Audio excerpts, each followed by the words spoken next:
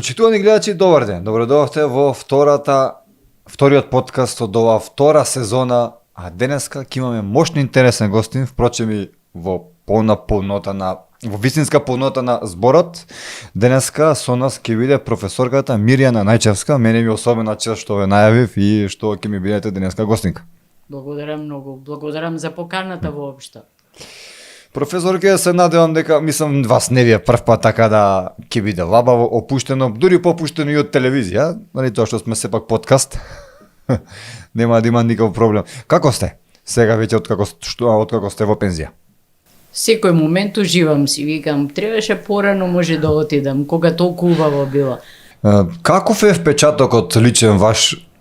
Дали, например, подобро се живее сега откако или пак во владењето на СДСМ и на ДУИ? Ја не гледам разлика. Значи, не гледам суштински промени. И покрај тоа што многу се зборува за промени, цело време се зборува дека еве ние нешто поинаку правиме, ние менуваме и слично, така ни соопштуваат секојдневно од страна на власта и слично. Меѓутоа, не можам да видам суштинска промена во она што представува стандард на граѓаните, нема суштинска промена во владење на правото, нема суштинска промена во заштита на човековите права, нема суштинска промена во намалување на корупцијата, нема суштинска промена во она што представува заштита на животната средина, ниту во безбедноста на граѓаните. Значи, во кој елемент, еве, вие како помлад човек и слично, можете да ми кажете каде сте забележале некоја промена по која што можеме да направиме разлика од она што било претходно? Народски кажано, како на Мурто и Курто што ги буквално овие 2 години, мислам дека е така некако. Па, проблемот е што не се само овие 2 години. Проблемот е што негдека после 3-4 година од осамостојувањето на Македонија, ние влеговме во некој канал во кој што длабиме цело време, се вртиме во круг и не можеме да излезиме од него. Затоа што сме заглавени во тој канал, сите не претекнуваат. Значи, стартната позиција на Македонија беше во суштина многу добра. Многу подобра отколку на Албанија, многу подобра отколку на Бугарија, многу подобра отколку на Романија, па и од Хрватска, заради тоа што Македонија успеа да ги избегне најголемите последици од конфликтот и од распадот на СФРЈ. Успеа на некаков начин да се држи настрана од она што беа многу големи превривања при распаѓањето на државата, меѓутоа не успеа да капитализира од тоа, не успеа да надградува над она што го имаме, туку некако тие кои што дојдоа мислеа дека треба се да срушат до темел и потоа ајде одново ќе почнеме. Меѓутоа, таа психологија продолжи и понатаму. И што се случи? Секоја гарнитура која што ќе дојде на власт мисли дека треба да тргне одново. И секоја гарнитура ги гради некакви темели, а ниту една гарнитура не успева да изгради нешто повеќе. Дали впрочем соседите, како што спомнавте, не претрка условно кажано нас, или пак можеби Европска унија гледа со поинакви очи на нас? Па не претрка. Еве, да речеме, кога се осамостои Македонија, доколку појдете во Албанија, доколку возите низ Македонија, разликата во она што представуваше патишта, безбедност на патиштата, изградена инфраструктура, целокупен начин на живење беа што да ви кажам, во Македонија беше во неверојатно голема предност. Значи, ние се чудевме како можат луѓето да живеат во таква сиромаштија, со такви патишта, со таква неизградена инфраструктура и слично. Сега, ако патувате низ Албанија, ако патувате низ Македонија, ќе видите неверојатно голема разлика. Албанија се уште не е во Европска унија, значи тие успеале тоа самите да го направат, пред да ги почнат дури преговорите, да не зборуваме за овој краток период кога се во тој процес на преговарање и слично. Меѓутоа, тие ги направија промените затоа што самите решија дека им требаат такви промени. Ние не ги направивме тие промени. Еве, ако земите, дури во одреден момент во Албанија успеа да дојдат до такво ниво на искористување на новите енергии, значи ветар, сончева енергија и слично, што дојдоа целокупната дневна продукција на електрична енергија да им биде од обновливи извори. Значи од она што представуваат еколошки здрави извори. Македонија со целото сонце, со се она што го имаме, се уште кубуреме со купување на електрична енергија, со производство на електрична енергија со јаглен, и тоа најнеквалитетен јаглен, мислам оној што го купуваме од Грција, кој што не можат нигдека на друго место да го извезат, или со мазот. Значи до нас е нешто, овдека имаме ние проблем со она што представува структури кои што доаѓаат на власт. Така, овие денови, да кажам, има како еден скандал во македонската политика, тоа е песните ората на премиерот Христијан Мицковски во селото Винниче. Како го коментирате вие се во ова? Дали впрочем такво нешто е да се прави во црква? Дали местото на премиерот му беше таму со тие ора со тие песни се? Ја мислам дека нашите политичари на некаков начин научија дека популизмот е единствениот начин на кој што тие можат да дојдат на власт и да ја одржат власта.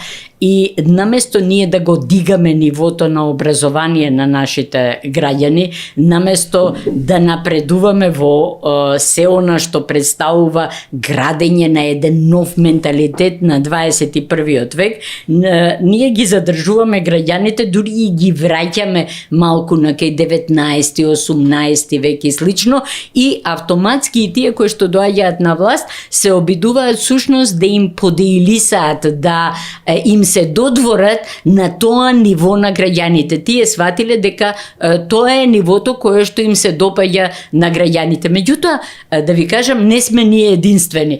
Да речеме,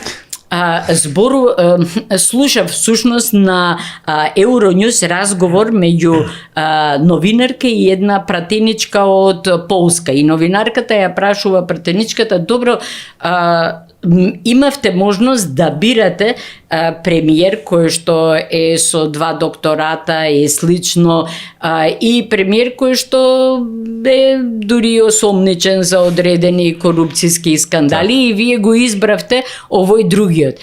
И овај вика: што да ви кажам, значи луѓето го избра овој и го објаснуваа своето решение, вика: ова е човек со кој што ние можеме да седниме во кафана и да разговараме и да му ги кажеме маките. А оној другиот вика: не го разбираме, дури изборува странски јазици, замислете.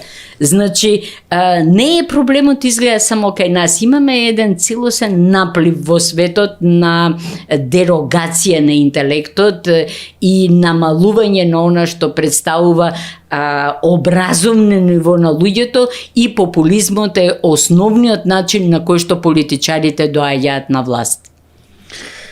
Овој денови исто така има една афера, така би рекол, што ја тресе нашата политичка јавност, а тоа е дека нашите мозоци се испраќале во Америка во САД на испитувања некакви во некаква болница за ментални болести.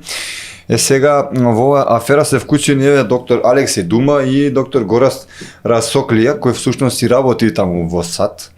Они велат дека ова се легално, дека со дозвола на нивните родители и роднини се огласија по социјалните мрежи, велат дека никогаш не биле они прашани. Што мислите вие околу село? Добро, во тој период за кој што станува збор, јас бев председател на Хелсиншкиот комитет и ние имавме неколку конфликти со професорот Дума, посебно заради наше несогласување со вештачењата кои што тој ги правеше, посебно вештачења кои што се однесуваат на случаи проблематичниот аспект на постапувањето на полицијата или на затвореници кои што починале во затвор или на луѓе кои што починале во психијатриските установи.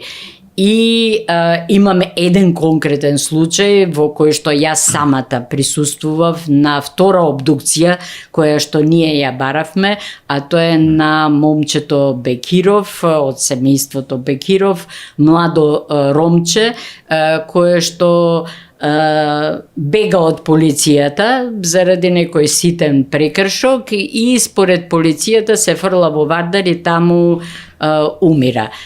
Ние не бевме среќни со тоа објаснување и побаравме од Дума да направи втора обдукција со наше присуство и присуство на независен доктор. Дума одби и ние тогаш успеавме да се договориме со Институтот за патологија и донесовме доктор патолог од Бугарија, од Бугарскиот Хелсиншки комитет, кој што ја направи втората обдукција. Тогаш ние видовме дека се извадени органи од телото на момчето и дека е изваден мозокот од телото, од черепот на момчето. Ние бевме цело време во контакт со родителите на момчето, кои што беа муслимани и тие ни рекоа дека во ниту еден момент никој не ги прашал и не дале дозвола за вадење на органите или на мозокот од телото. Се спремавме тој случај да го носиме до Страсбур, меѓутоа родителите под притисок на полицијата се откажа, може би им беше и платено, не знаеме, меѓутоа така заврши.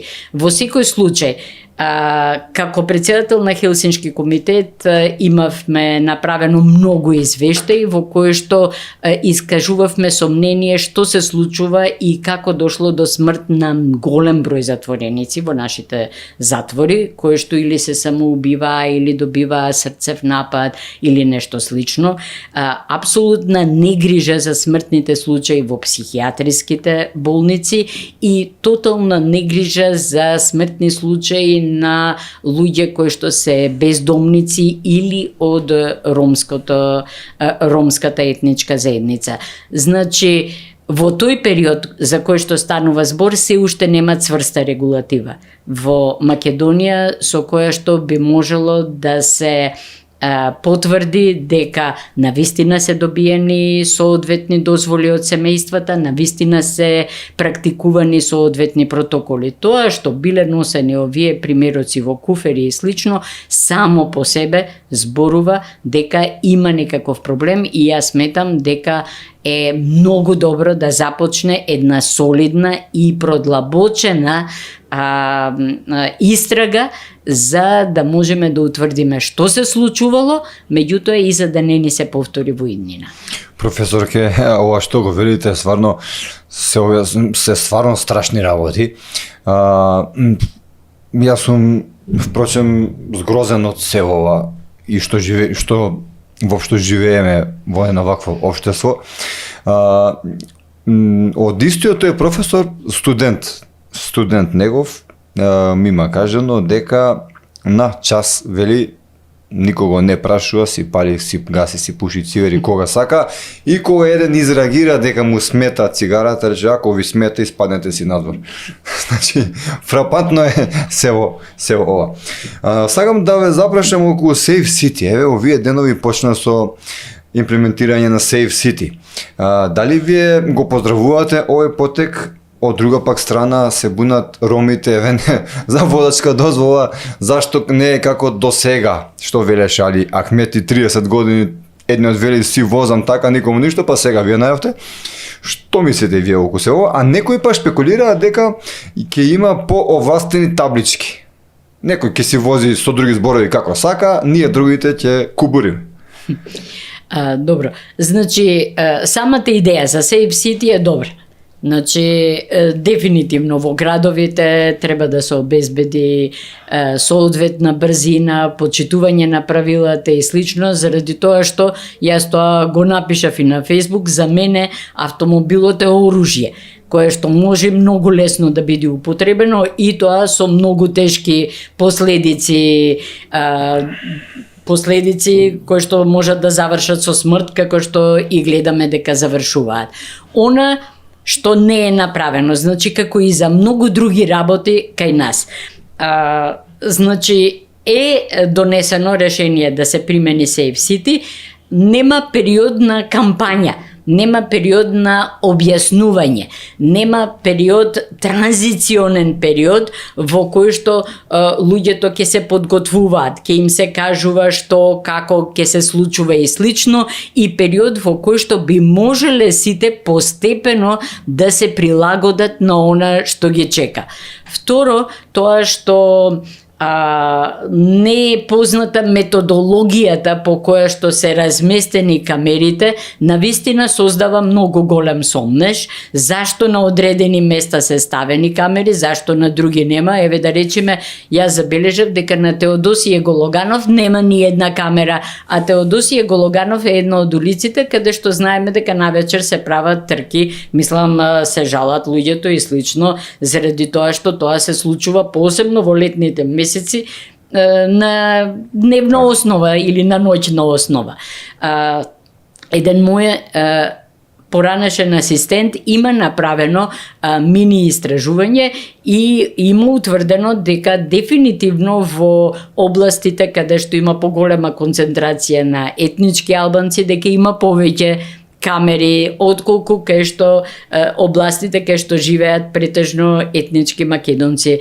Значи, со отсуство на методологија, отсуство на објаснување, отсуство на преоден период и отсуство на алтернативни решенија на проблемите со кои што беше јасно дека ќе се соочиме, посебно ако се има предвид дека луѓето увезуваат стари автомобили, луѓето не полагаат возачки испит, возат деца на овој или на оној безположен возачки испит, значи требаше да се најдат начини како да се адресираат тие проблеми. Не е направено тоа. Меѓутоа, тоа е во контекст на се она како се прави овдека. Така, ајде ќе менуваме сега закон за основно образование, ќе воведуваме Кембридж програма она и туку ќе воведат Кембридж програма без да објаснат, без да има преоден период, без луѓето да имаат шанси да навлезат во она што и како треба да се случува. Ајде ќе ги воведеме сега родовите разлики во образованието и автоматски без да објаснат што значи тоа, без да ги дадат елементите, без да ги дадат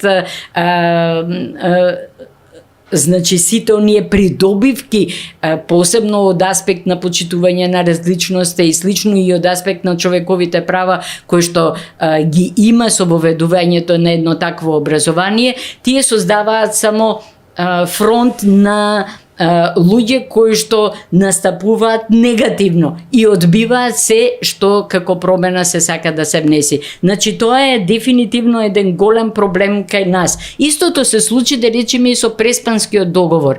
Значи пред да се донесе, пред да се склучи Преспанскиот договор, дури со колеги професори отидовме кај некој од министрите и им викаме: ајде дајте ни извесен период да направиме програма со која што ќе објасниме што ќе има во Преспанскиот договор, зошто е значен, што ќе се добие, што ќе се изгуби, за да се подготват луѓето и да може да има соодветна почва на која што ќе се донесе. Не, овие луѓе како да живеат што ја знам, кога ќе дојдат на власт, мислат дека се мали диктатори и дека можат да прават што сакаат без никаква јавна расправа, без комуникација со граѓаните, без информирање на граѓаните. Значи тоа ни е стара болка и мислам дека Safe City е исто спаѓа во тој предел.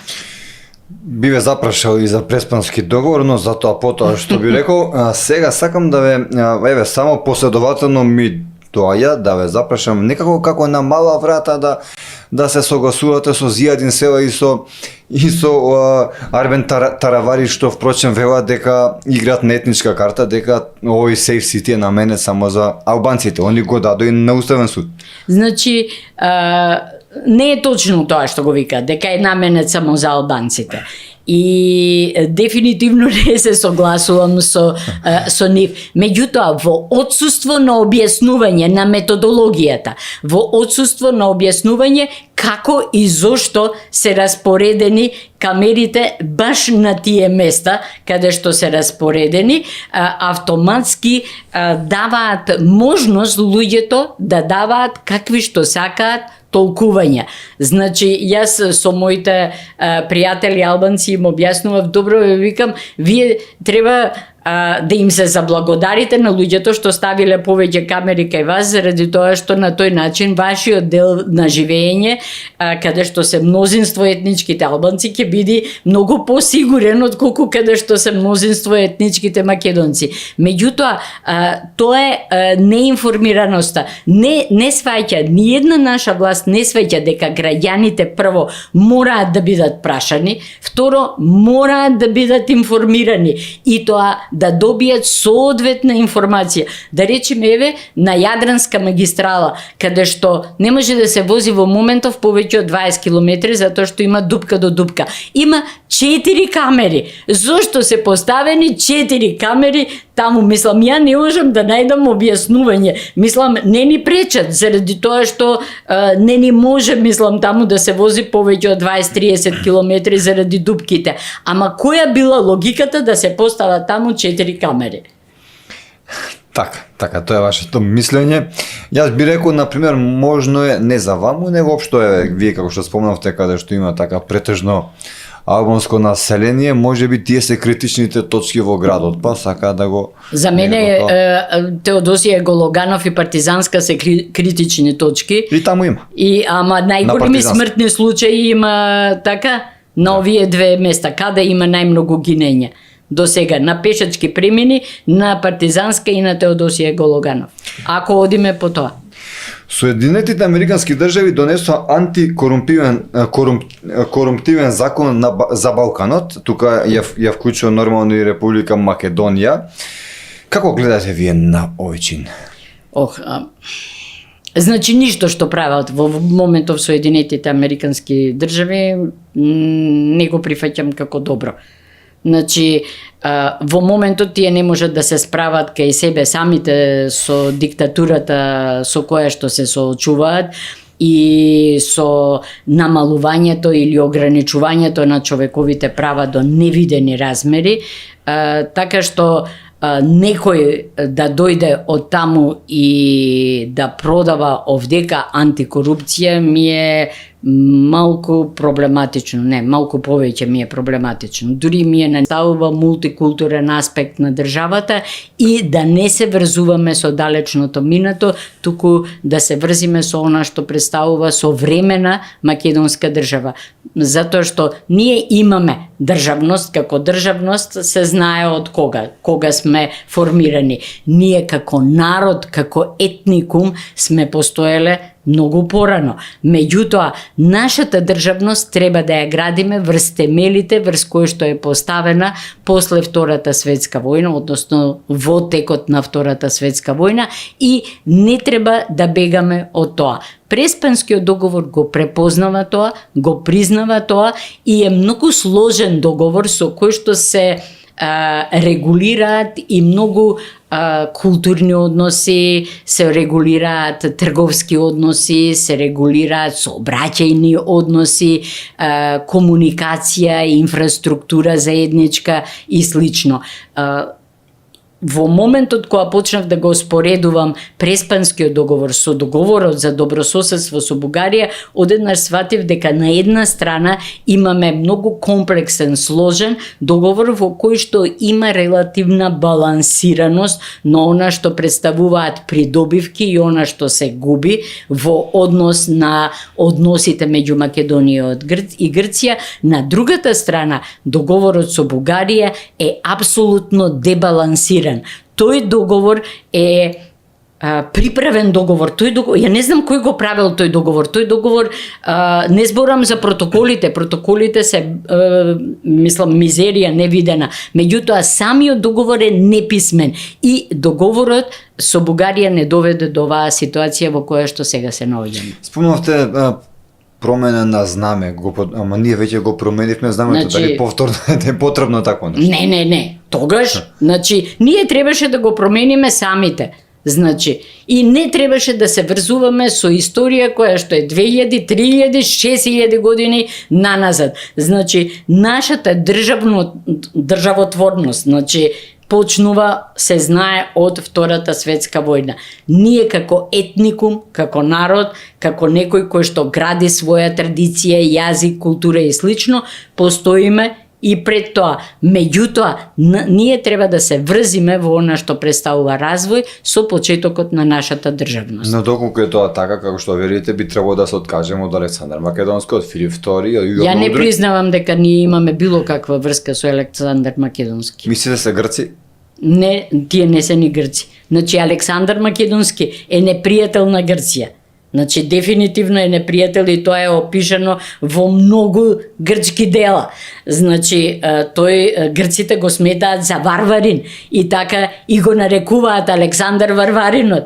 Тој е освојувач од едно посебно племе, тогаш немало држави, мислам, не може да се зборува дека Александар Македонски имал држава, освојувал, кога умрел се распаднало. Така, ние, јас лично мислам дека ние сме си Словени кои што дошле многу после постоењето на она што представуваат потомци на Александар Македонски. Сигурно сме затекле некого тука, сигурно имаме во нашата гени и нешто од него, меѓутоа имаат и грците, така што дефинитивно. Но професорке, хунзите се смета за негови потомци, како да кажам. Они велат дека, они и тука дојдоа, велат дека е од Македонија. Не. Вие велите не. Добро, во поновата историја пред 100 години, Гоце Делчев, пак за Гоце Делчев, што мислите? Да, апсолутно. Тоа е нашата историја, историјата на нашиот народ, на нашиот етникум. Не, од тогаш почнуваат корените на развојот на она што представува борба за осамостојување, борба за собствена држава и слично, која што ја добиваме за време на Втората светска војна. Меѓутоа, никако со Александар Македонски, татко убиецот. Татко убиецот? Па тој си губил татко. Кажете ми, малку сакам да поразговарам околу загадувањето. Загадувањето е рак рана на целата држава. Тоа не е само Скопје, не е само Тетово, него ширум републиката. Тоа нема ни пасош, тоа оди секаде, но кај нас некако застана, други си се справуваат, ние некако од нас тешко ни оди. Во последно време имаме многу протести, радува фактот дека населението, луѓето го гледаат Усје како загадувач, иако тоа не е од сега, но битно е дека некако се почна. Дали може би ова револуција, условно кажано, може да продолжи и во, например, Тетово, и во Рек Битово, и во Струмица? Како вие мислите? Да, јас се надевам, долго им требаше на луѓето да сватат дека ги убива загадувањето, дека загадувањето е нешто кое што ги тангира и нивните деца и слично. Во одреден период во Велес, кога се дигнаа граѓаните, имаше проблем со она што представува предвремени раѓања, побачај и слично, токму заради специфичниот облик на загадување кој што постоеше во Велес, и некако успеа тоа да го стишаат. Меѓутоа, мислам дека граѓаните сега и свеста на граѓаните, меѓутоа и тие невладени здруженија кои што се борат за здрава животна средина е веќе на многу повисоко ниво. Мене ми е жал дека толку години имаме Министерство за животна средина кое што апсолутно ништо не работи во суштина. За сите овие години тие не успеа да извадат соодветна политика, која е долгорочна политика, која што ќе обезбеди употреба на обновливи извори на енергија, посебно употреба на сончевата енергија. Ние во Македонија имаме 280 сончеви денови. Значи, во една Британија, например, имаат 175 сончеви денови, во една Германија имаат 180 сончеви денови и тие вложуваат во она што представуваат колектори, значи фотоволтаици и слично. Ние овдека можевме тоа да го направиме уште пред многу години. Меѓутоа изгледа нашите во власта не видоа тогаш пари, рекет и слично, така што не загриза во тој бизнес. Вториот елемент е ѓубрето. Значи, ние зборуваме само за она видливо ѓубре. Меѓутоа, и сите оние депонии кои што ги нарекуваат како регуларни депонии, значи не овие дививе што ги имаме, да речеме околу Скопје, вика има околу 110 диви депонии. Замислете, диви депонии. Меѓутоа и оние што ни се регуларните како Дрисла и слично се направени несоодветно. Значи тоа се депонии кои што создаваат труење на земјиштето и на подземните води. Значи нешто кое што не го гледаме. Ние го мериме загадувањето на воздухот, меѓутоа не го мериме загадувањето на земјиштето кое што се прави преку подземните води. Она што во светот вообичаено се прави и е дека се употребуваат неколку нивоа на справување со сметот. Значи негдека 10 до 15 насто се оди со рециклирање, негдека 20, 30, 40 насто се прави со согорување во соодветни инценератори, остатокот се става во соодветно направени депонии, меѓутоа тој остаток веќе е оној смет кој што може да се разгради, а да не придонесе за труење на подземните води и на земјиштето. Значи, ние не го правиме тоа. Вториот елемент кој што дефинитивно придонесува за загадување на воздухот е постоењето на огромен број на ископини. Значи, Скопје е исто така обиколено со ископини на камен и песок. Да речеме, еве, во Скопска Црна Гора во моментов има само 5 рудници на камен. Сета таа прашина преминува преку нас, бидејќи ја живеам таму, и доаѓа во Скопје. Ние гледаме како се слева прашината во Скопје и се таложи во Скопје. Се даваат концесии на 30, 40, 50, 60 години. Многу интересно. Во секој од тие концесии вика потоа ќе се врати во првобитна положба. Како ќе се врати во првобитна положба нешто што си го ископал? Сте оделе сега во последно време од Скопје кон Охрид? Во Маврово колку има ископи такви, так. Сите се тие дадени под концесија. Сето тоа се оние честички кои што го загадуваат воздухот.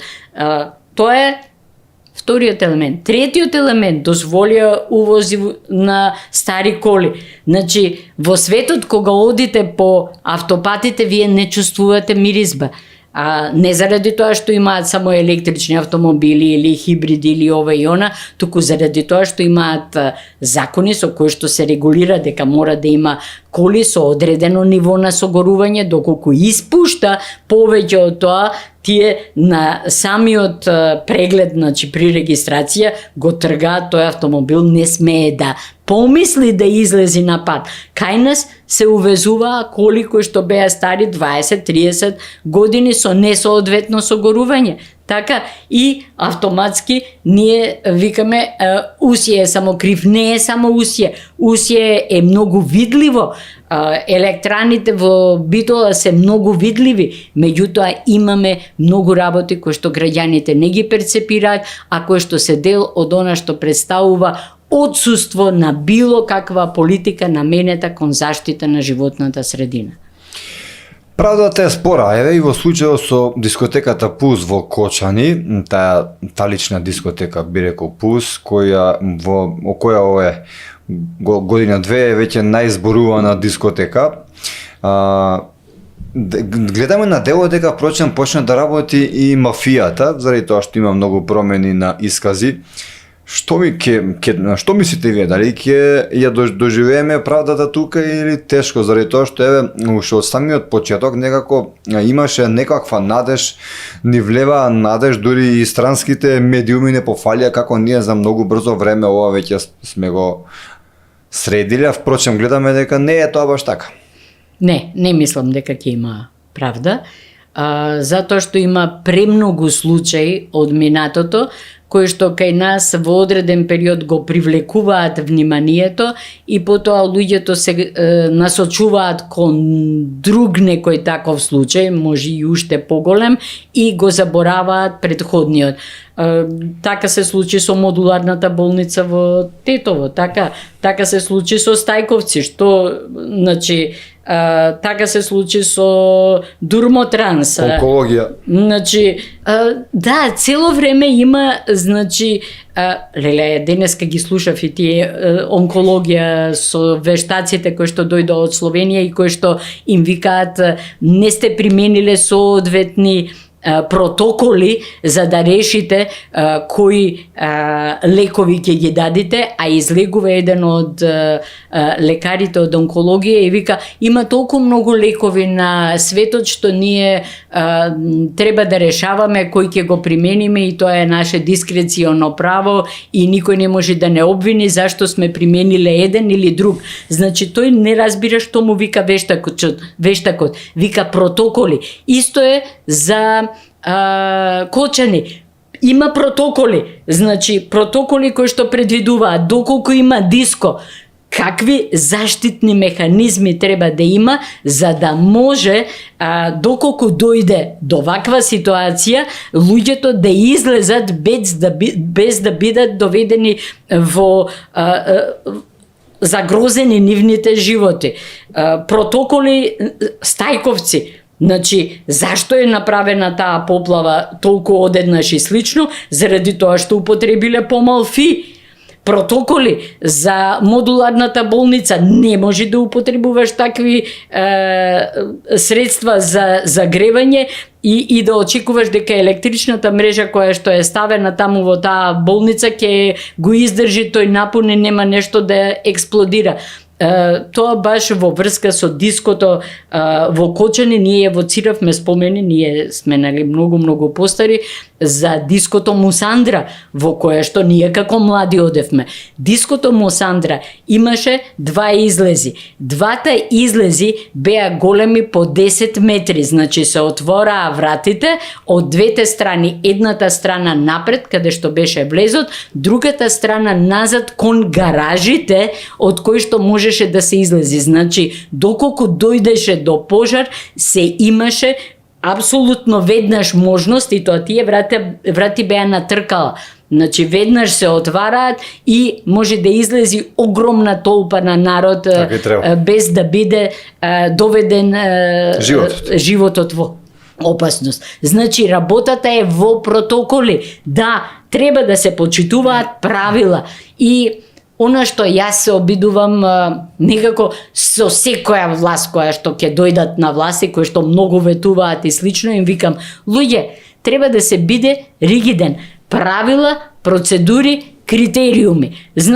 Се воспоставуваат правила, се воспоставуваат процедури, критериуми, чек листа. Треба да има 3 излези, треба да има апарати за гасење пожар, треба да има кров кој што не е сега она што го кажуваат, кои што не произведуваат цијанидични отрови заради кои што се угушиле децата и слично. Значи, сам почитувањето на правилата и процедурите и критериумите е она кое што може да спасе животи и може да не издигне на повисоко ниво на развој. Меѓутоа, ако се почитуваат правилата, процедурите и критериумите, не може рекет власта да зема, не може процент да зема, не може некој да се збогати на грбот на граѓаните, значи тоа и плюс и незнаење. Значи се не може што впрочем овие години се правеше. Апсолутно. Значи од почеток да се почнеше со ригидно почитување на правила, процедури и критериуми. Дури знаете, некогаш смета тоа, викаат како беше она правила. Правилата се направени за да се кршат. Меѓутоа, доколку еднакво се применуваат тие правила, процедури и критериуми, доколку важат за сите еднакво, ние ќе бевме многу подалеку од ова место кај што се наоѓаме сега. Така. Професорке, еве, вие во јавноста имавте решение околу бугарскиот проблем чино. Премиерот изјави многу стаменито, кажа дека додека е тој премиер, бугарите нема да влезат во уставот на Македонија, доколку не ги признат македонците во Бугарија и доколку не ги испочитуваат фактички пресудите од Хаг. Што мислите? Од Страсбург. Од Страсбург, пардон. Така. Значи, ја од почетокот велев дека во протоколите треба да влезе тоа.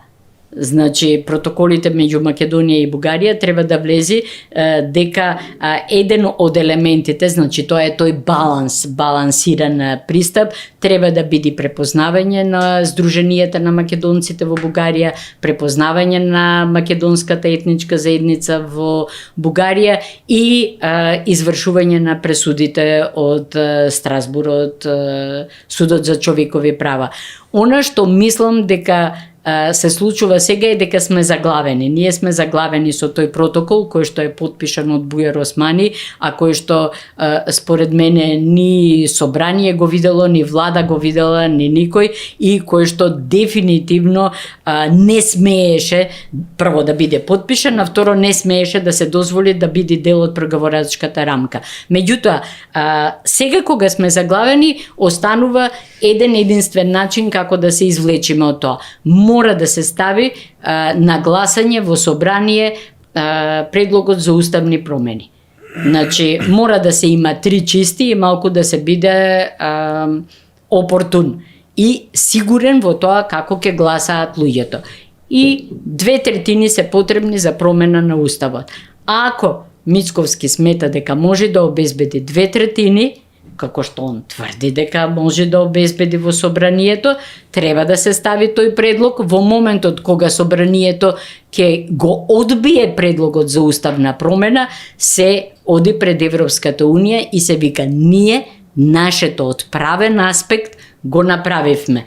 Значи, не може, ова е невозможен услов во моментов и тоа во правото е познато, ако постои невозможен услов, тогаш тој договор е ништовен.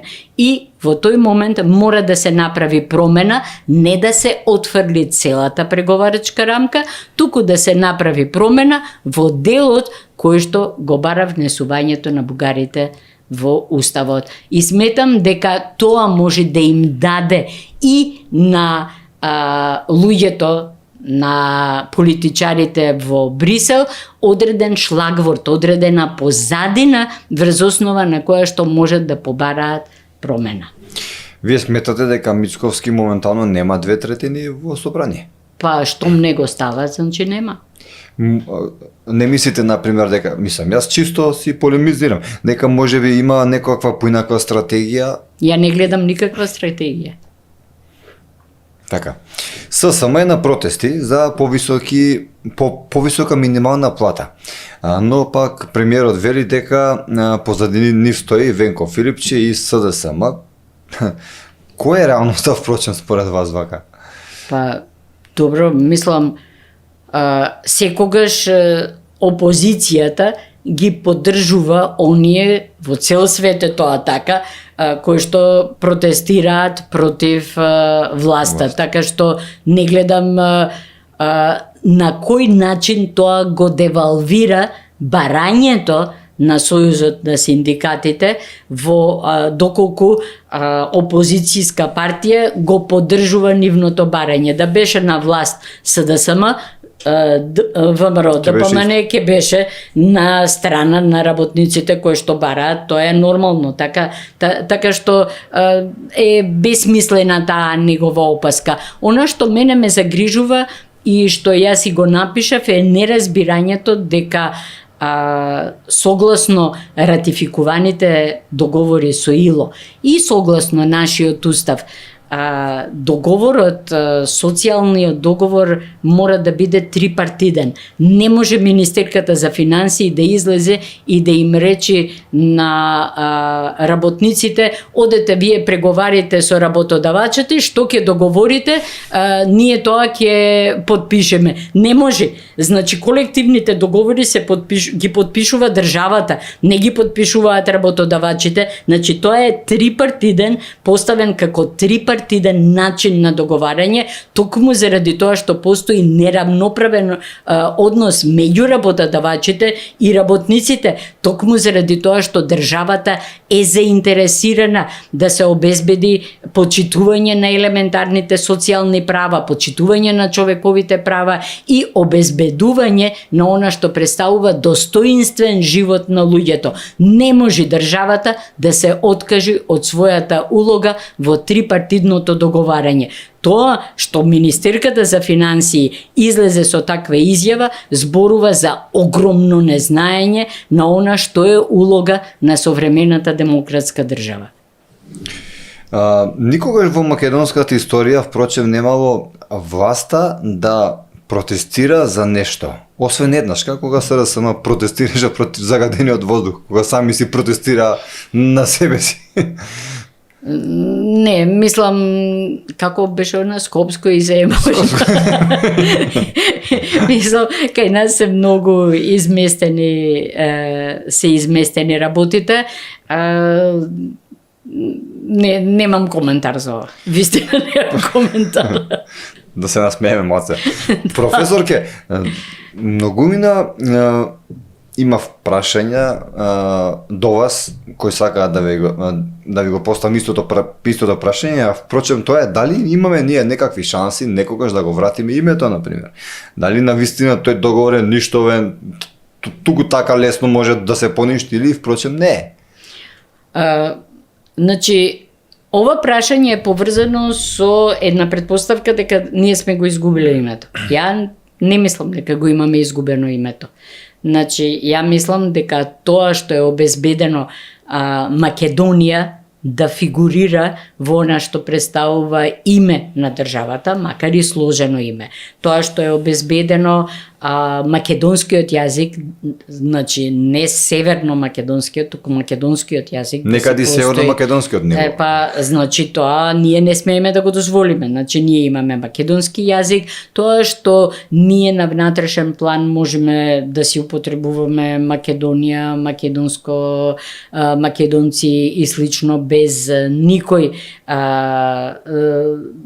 да смее да ни се меша, освен бугариве, нали, кои што се обидуваат да не посвојат, многу не сакаат и слично. Мислам дека нема потреба да навлегуваме во тоа. Ние обезбедивме да го задржиме името Македонија. Да, ние сме Северна Македонија. Тоа што постои Северна Македонија подразбира дека постои Јужна Македонија, постои и Источна Македонија, постои и Западна Македонија. Ма сигурно не мислите дека имаме сила па да си ги обедини сите делови. Меѓутоа, во едно географско разбирање на државата, тоа што сме ние Северна Македонија, и ако влезиме, кога ќе влезиме во Европската Унија, автоматски ќе има и таа Јужна Македонија, која што сега е во рамките на Република Грција. И ќе имаме Источна Македонија или Пиринска Македонија, која што е во рамките на членка на ЕУ Бугарија. Значи, автоматски тоа што сме Северна Македонија нам дава можност да бараме географското поимање на Македонија, да ги опфати сите делови. И тоа е убаво. Тоа ни дава можност во една идна констелација на односи и тогаш кога ќе бидеме дел од ЕУ, ние да ја форсаме, да ја имаме таа предпоставка дека постојат и други делови на Македонија. Добро, и едно време имаше две Германии, па сега нема. Зашто тие си постојат? Цело време значи, си според вас, зборуваат. например, некој идно време, кога би се родил некој нов Александар Македонски, што велите дека не е македонец, но добро, кога би се родил некој јунак, би ги... Зашто да ги би ги обединува? врати. Ние ќе си бидеме обединети ако влеземе во Европска унија, нема да има граници. Имаме шанси. И па од нас зависи според мене. Најсериозно од нас зависи. Ние ништо не правиме во суштина да влеземе во Европска унија. Ништо суштински не менуваме за да влеземе во Европска унија. Значи, веќе 25-30 години зборуваме за исти работи. Независно судство, некорумпираност, непартиска администрација. Што сме промениле во тоа, за да речеме, еве, ние го имаме исполнет условот. Сме донесле законска регулатива. Таа законска регулатива не е применета во пракса. Значи, што имаме? Од она што ние самите можеме и требаме да го направиме, направено, за да мислиме дека треба да влеземе во моментов во Европска унија. Најмногу се сакалдисувам кога ќе речат, ние ја извршивме својата задачка, сега е на страна на Европа. Која задачка сме ја завршиле? Имаме независно судство? Боже сачувај. Имаме некорумпирани политичари? Не. Имаме независна администрација, не партиска? Не. Тогаш, што е она што сме го направиле ние во изминативе 30 години? Професорке, нели мислите, например, дека еве нашиот сосед Бугарија, да не одиме подалеку, дека впрочем и не е нешто многу понапредна, па е во Европска унија? Ама Бугарија го има Црно море и за Европската унија Црно море е многу важно заради тоа што тоа граничи со Русија и е дел од Русија. Ние го немаме тоа. Меѓутоа, бугарите имаат направено во однос на она што беа, значи, бугарите беа негдека 100 чекори зад нас. Сега се отприлика на исто ниво како нас. Значи, они направиле многу, за да многу смениле. Ме сваќате, за да излезите од она што представуваше вазал на Советскиот сојуз, во кој што луѓето нема појма што е демократија. Да дојдат до ова ниво, тоа е многу. Албанија исто. Албанија, споредена со Албанија на Енвер Хоџа и слично, каде е отидена? Ние од она што бевме во СФРЈ отидовме наназад. Значи, Европа и Европската унија го гледа напредокот. Ние немаме напредок. Бугарија имаше напредок. Албанија има напредок. Ние немаме напредок. И Косово напредна, не па Албанија, да не одиме на таму. Косово не помина. Знам изјави дека биле коректор на власта. Дали вие го гледате господинот Максим Димитриевски како некаков коректор на власта? Дали може така да се нарече во моментов? Максим Димитриевски е бизнисмен кој што си гледа бизнис интереси во комуникација со конкретна структура на власт. Не можеше да ги оствари изгледа тие бизнес интереси во СДСМ, си најдеов дека други другарчиња со кои што може да ги изврши каков коректив на власт. Накратко би сакал, пошто овој подкаст, како што спомнав на самиот почеток, така може и да одиме од тема во тема, не е некој проблем, се надевам ни за вас, да сублимираме, да не одиме од тоа, например, дали ви се допаѓа или не Преспанскиот договор, но дали мислите правно, гледано правно, дека е можно да се врати името? Не. И не гледам зашто би се вратило името. Супер ни е. Зашто ни фали? Јас да ја повеќе сакам Вардарска Македонија и навивав за Вардарска Македонија, бидејќи целата наша држава е по течението на Вардар и дел од Вардар влегува, нали се влева во Егејското море, значи го имаме сливот. Меѓутоа, мислам дека заради тоа грците и не ичеа Вардарска Македонија, туку сака Северна Македонија, за да не оди таа конотација на Вардар со сливот во Егејското море. Професорке, имате ли впечаток, на пример, или пак не, дека доколку СДСМ си продолжеше, доколку не доеше ВМРО ДПМН, можеби би биле во Европска Унија? Не. Што не се согласува, нема некој проблем. Ама не се работеше за согласување или несогласување, значи СДСМ се претвори во слика и прилика во огледало на ВМРО ДПМН во однос на она што представува корупција, влијание врз правосудниот систем, партизација на секој сегмент на администрацијата, така што не, СДСМ ваква каква што е, не можеше да не доведе до Европска Унија. Еве имаме едно интересно прашање од нашите гледачи кој вели вака. Бојан Маричич, министер од владата на СДСМ и ДУИ, познат по многобројни афери и по неконтролираното јадење трошоци, вика, на народни пари, за бифтеци, вика, гозби и вика, впрочем, е новиот председател на ДИК. Дали уште еднаш се покажа тајната коалиција на ДПМН и СДСМ или само реализација опозицијата да има председател на ДИК? Стандардно. Значи, целиот овој период постои една таква игра во која што двете големи политички партии, тука се вмешува и ДУИ од време на време, гледаат да обезбедат нефункционална државна изборна комисија.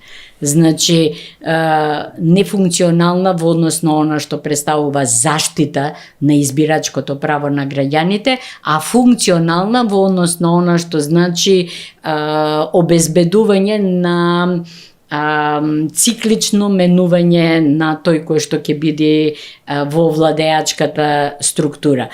Јас навистина не го сакам Груевски.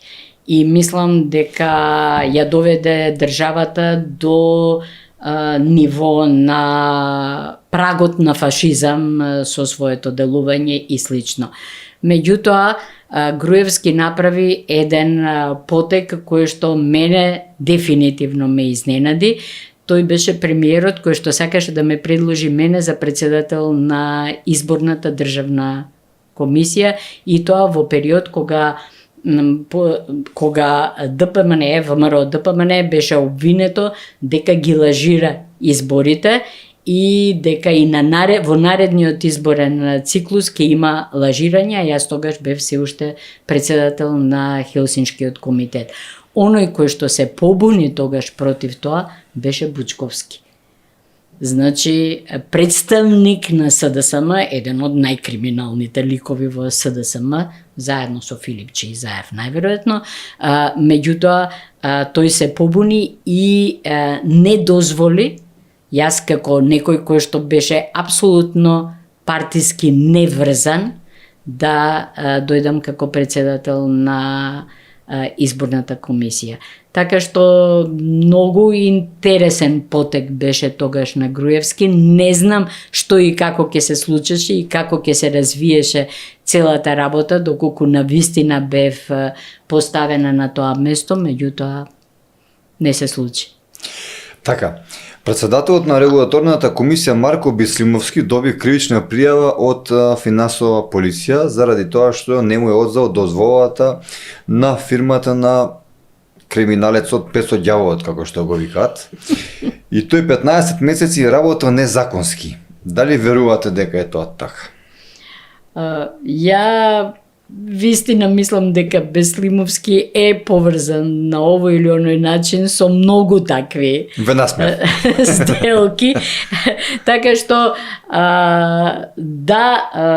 мислам дека треба да биде тргнат, ако најдат начин некој за да му најдат некоја зачколица по која што ќе го осудат и слично, мислам дека е добро и ќе го поздравам тоа. Не верувам дека на негово место ќе постават независен човек, бидејќи она што го гледам сега со независните контролни механизми е дека секогаш кога ќе биде сменет некој, поставуваат ист таков или полош од тој кој што веќе бил.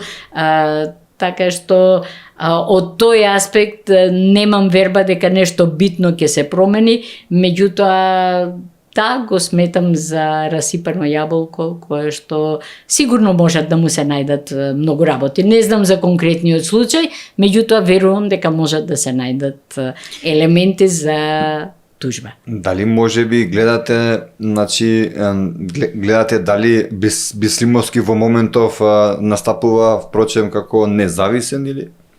Ја не мислам дека он било кога бил независен. Така. Власта донесе нов кривичен закон за кој експертите велат дека е полош од оној на СДСМ и на ДОИ, кој ги амнестираше за криминалите. Кој е вашиот коментар како професионалец? Апсолутно. Значи, промените на кривичниот законник се, и јас веќе и пишував за тоа, се неверојатно лоши. Тие се во функција на обезбедување неказнивост на високи функционери во власта, неказнивост за злоупотреба на парите на граѓаните, неказнивост за било кој облик на висок криминал, односно можност со овој и ваков наш судски систем да дојде дури и тогаш кога се осомничени па и обвинети некои од тие луѓе, да дојде многу едноставно до лесна преквалификација на делата која што ќе обезбеди застарување. Така што да, кривичниот законник е неверојатно лош.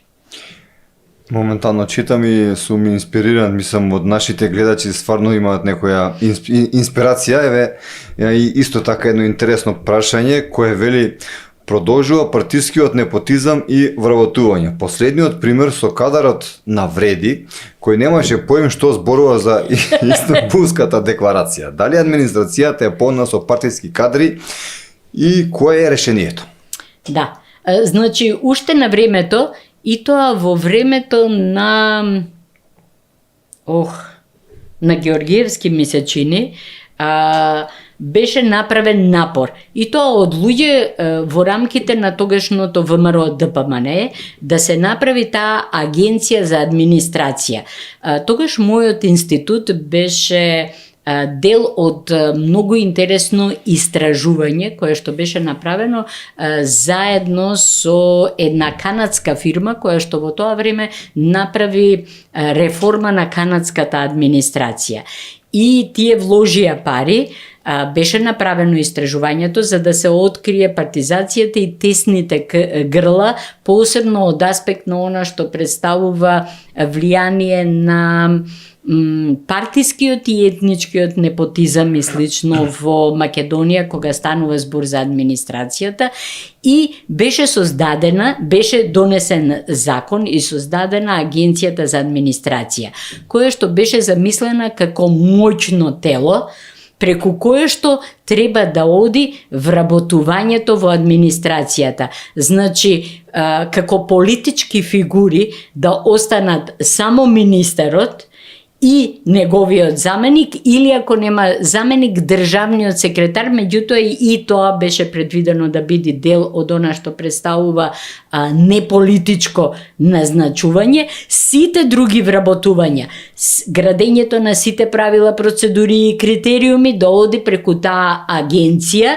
и да се примени апсолутен мерит систем кој што ќе води сметка за она што представува недискриминација, борба со обезбедување на поголемо присуство на одделни етнички заедници, на жените и слично, меѓутоа без нарушување на професионалноста.